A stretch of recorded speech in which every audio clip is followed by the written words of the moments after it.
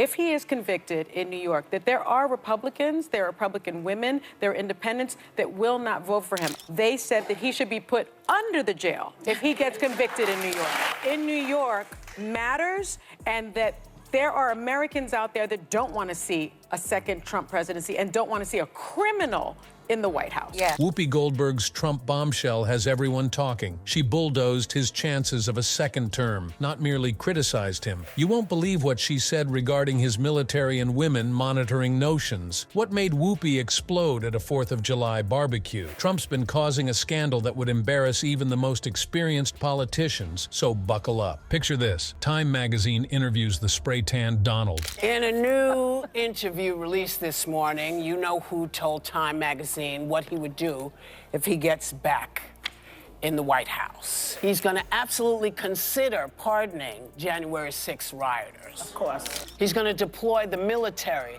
to deport migrants. And the Mexicans are going to pay for it.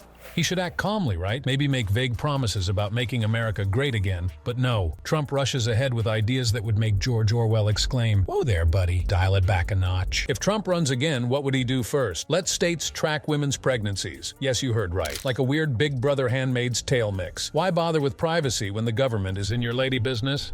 There's more. Trump also has great plans for annoying immigrants. His huge intentions involve imposing the military on people. Nothing shouts, "Land of the free," like military arrests, huh? This morning, you know who released a video where he claimed he was going to give his stance on abortion rights in America.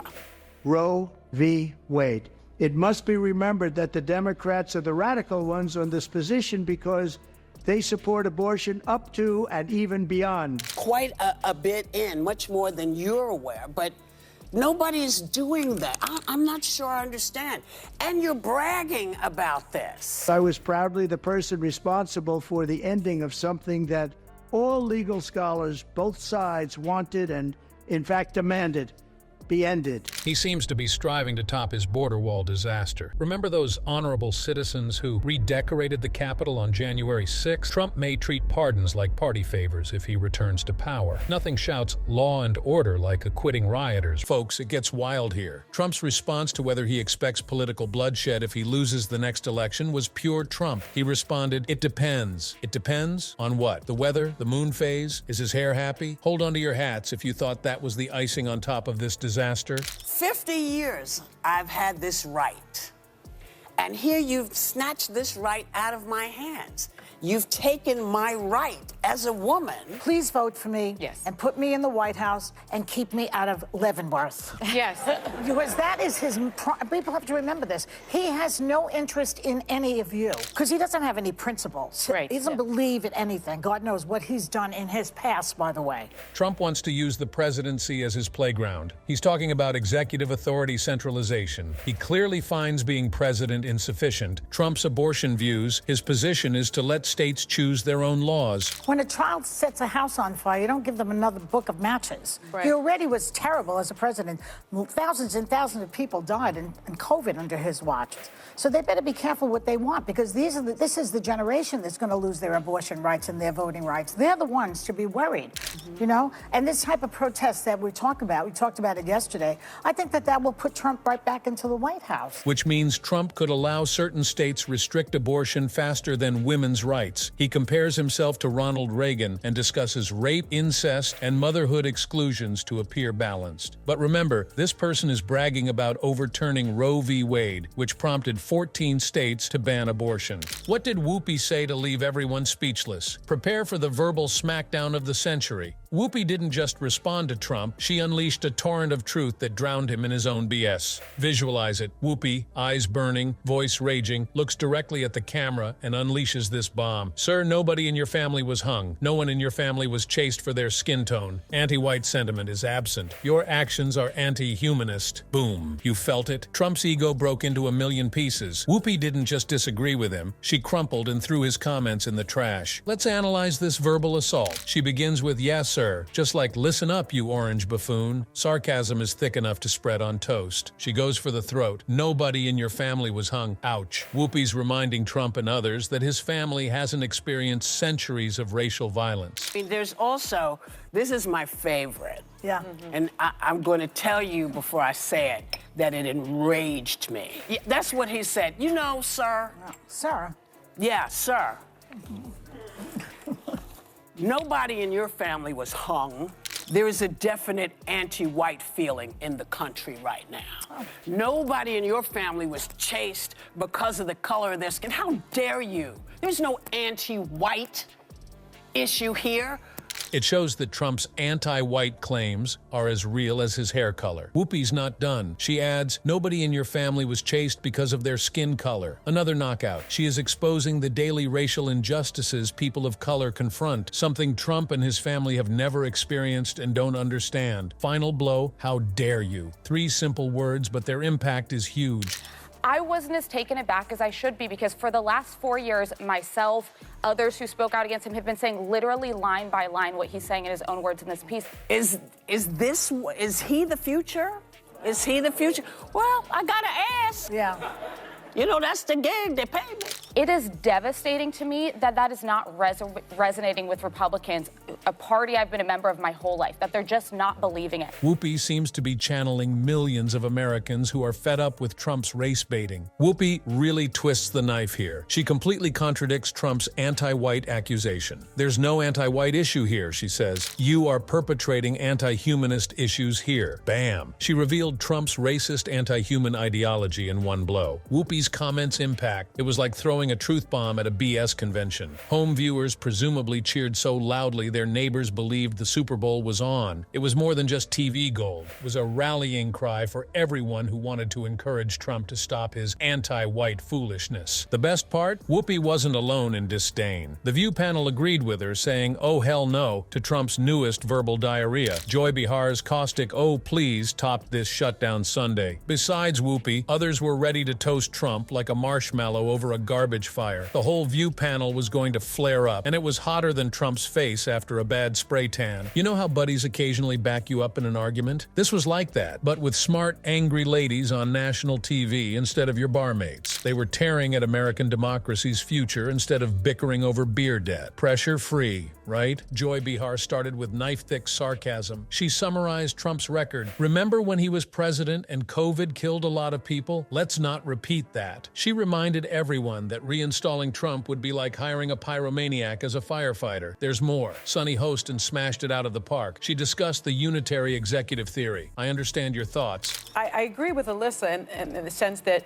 everyone's been saying this is what he thinks, this is what he does, or will do rather. He said that his allies are laying the groundwork to restructure the presidency in line with a doctrine called the unitary executive theory. So anti-American. Our very framers were running away from that business model, right? They wanted to make sure, the founders, that there were 3 branches and that they had co-equal power. Unitary executive what now? Relax, I gotcha. Trump and his allies want to make the presidency a one-man show, similar to a monarchy, but with terrible hair. Sunny refused. She termed this anti-American faster than Trump can emphatically tweet witch hunt. She valued checks and balances, which prevent our government from becoming a reality show. Alyssa Farah Griffin was a Trump employee. Yes, you heard right. She's been inside the circus, and she wasn't painting a pretty picture. Her concern was who Trump might hire if re-elected. It won't be the brightest bulbs in the box. I don't recall that, but on other occasions he said stuff like that, but we shouldn't take him literally. No, the things he says we should take literally, and I've said this 1,000 times. The other day, Bill Barr, the former attorney general, was asked about something I had stated where Trump said that somebody should be executed because they leaked a bad story about him. There won't be guardrails next time. There won't be Mark Esper. There won't be John Kelly. There won't be Jim Mattis. He says he's going to only hire loyalists and people who say that the last election is stolen. No, Trump wants yes men and election deniers. It's like hiring parrots to say rigged election at the White House. This is when it gets real, guys. Trump's ego trip wasn't the panel's only concern. They worried about the consequences for us all. We're discussing abortion, voting, everything. Imagine staring into a crystal ball and seeing a rerun of The Handmaid's Tale instead of a beautiful beautiful future. Sarah Haynes commented on Trump's abortion attitude, which was scarier than a Stephen King novel. She warned that state autonomy could lead to draconian laws. This is Life at Conception Act extreme. Such a bill may ban abortion from the time sperm meets egg. It's like they want no trespassing signs on every American uterus. What did Whoopi say to have Trump seek for Pepto-Bismol? It started when the Orange Menace boasted of overturning Roe v. Wade, pricking the bear, or Whoopi. Trump, in his wonderful wisdom, praised himself for terminating something that all legal scholars, both sides, wanted. Yes, certainly. The Queen of England, Sunny Hostin, replied, "All legal scholars do not agree with you. 1 for fact, 0 for Trump's fantasy." This is where it gets juicy. Whoopi, appearing like she was about to erupt, slammed Trump like 1,000 aggrieved women. Talked about it over and over, many of the things. One thing that did jump out about this was abortion, women's reproductive health rights. You know, no matter how extreme the laws are, it won't be my problem. That's a state's thing. You know, I'm not going to deal with it. Included in its 2025 budget, the Life of Conception Act, which means at fertilization, it would become illegal to terminate that pregnancy. Because if this were to take place, which he's saying right now safely, I'm not going to handle it. The people doing money and navigating the GOP right now are ready to bring that to President Trump. She nailed him. You stole my right after 50 years. You've seized my right as a woman to make decisions about myself. You're bragging and you want my vote. Ouch. It must hurt more than a windstorm comb-over. Whoopi was mad. She spoke for every woman who's felt like her body was a political war. She wasn't shy. But Whoopi continued. She was just warming up. She added, "The whole idea of some man deciding what happens with my body is so abhorrent to me." Preach, sister. She channeled the wrath of every woman who's had to explain to a man why he can't play puppet master with her uterus. Whoopi, a class act, then stated her abortion rights position. "Not everyone must have an abortion. Nobody must have an abortion. I hope no one needs one," she remarked. Then she said this, "But if you find yourself in a position where you have to, I want to make sure that if you decide this is what you need to do, I'm going to get behind you because I don't know your life." Trump does rightfully acknowledge that abortion right now is a huge political loser for Republicans. Yes. And I want to say clearly, I want Donald Trump to lose in November, no question. And then Democrats would be able to say he supported a federal ban. Now he's punting responsibility to governors. So we're going to be talking a lot about Florida in this upcoming 6-week ban. They've showed they could separate the Republican politician from their position on abortion. So in Ohio, Kansas, and Kentucky, there have been ballot initiatives to support abortion rights, and they've supported it. The remainder of the View panel nodded like they were at a heavy metal concert. Joy Behar, ever direct, called Trump a liar. She said his words mean, "Please vote for and put me in the White House and keep me out of Leavenworth." Ouch, a terrible burn. Sunny Hostin was also direct. She branded Trump morally bankrupt and wondered how evangelicals or women could support him. How could anyone vote for a skunk for perfume salesperson of the year? Remember Sarah Haynes' claim that Trump's interference had led to 14 states have complete bans with very few exceptions, like going back in time, but with repressive rules instead of dinosaurs. No thanks, Trump. Whoopi's verbal smackdown was like lighting a fire in public opinion, not simply TV gold. The aftermath? It was more explosive than Trump's windblown hair. After Whoopi's confession, social media lit up like Times Square on New Year's Eve. Twitter went wild, Facebook crashed, and your school lunch ladies definitely gossiped the mystery pork surprise. He only wants to stay out of prison now. He's like Netanyahu, has the same problem. Yes, right? He's a morally bankrupt person, and I still don't understand the evangelicals getting behind him, people of faith getting behind him, women getting behind him. They want to be elected before he gets put in prison. That's so that's his motivation. main goal. That's his fundraising goal. That's everything. And by the way, I believe that he's ran for president to make money. Everyone and their grandparents picked sides faster than you could say kofefe. Whoopi's statements triggered a foul riot, not just a dispute. The View audience, they were clapping so hard it seemed like they were summoning democracy. Like seeing a live action and everybody clapped meme, but it occurred. Not simply the studio audience participated. No, it circulated faster than a hot high school reunion rumor. People need to remember this when they go to the ballot boxes, because I'm comfortably in New York and comfortably past that. But I mean, my point here is there are states where women are going to need this help. Flooded with women. What? I mean, when they relocate to get the help they need. If they can even get out of their state, because these women don't even have money to leave Texas or whatever to come to New York. Keep in mind, if you find yourself in a position where you have to,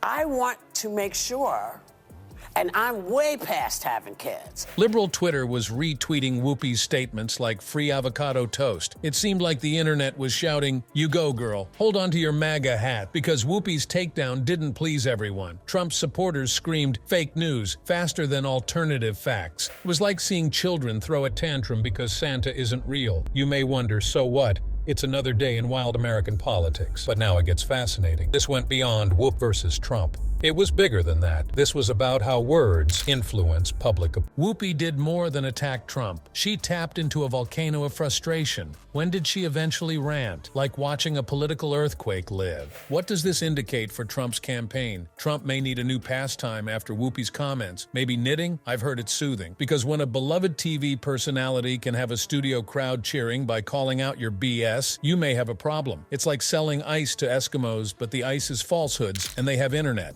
Liberals aren't the only ones raising eyebrows. Gopers are getting scared. Alyssa Farah Griffin noted that Trump's proposal to hire only loyalists is making some GOP lawmakers sweat like a July snowman.